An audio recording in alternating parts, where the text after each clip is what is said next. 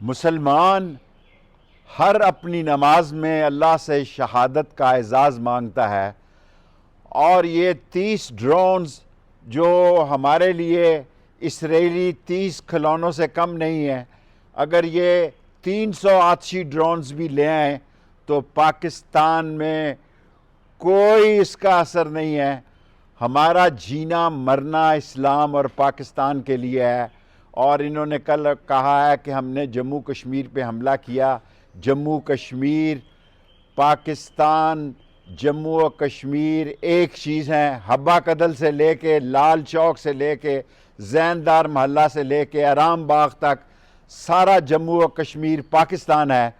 پاکستان کا بچہ بچہ اپنی فوج کے ساتھ مل کر وہ وقت آئے، اللہ کرے وہ وقت آئے کہ ہم بتائیں کہ ہم پرانے بدلے بھی سود سمیت اتار دیں گے۔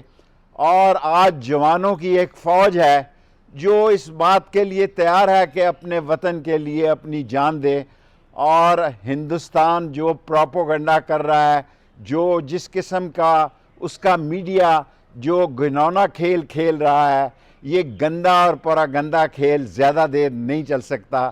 ابھی تو یہ ہلکی پھلکی موسیقی ہے، ابھی جنگ کا کوئی پکا راگ نہیں لگا، ابھی تو یہ ہلکی پھلکی موسیقی ہے۔ اگر جنگ نے پکے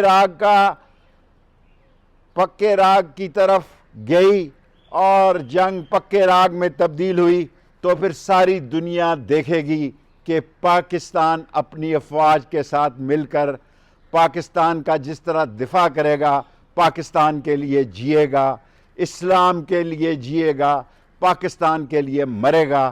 پاکستان زندہ باد، اور پاکستان کی عظیم قوم زندہ باد، پائندہ باد۔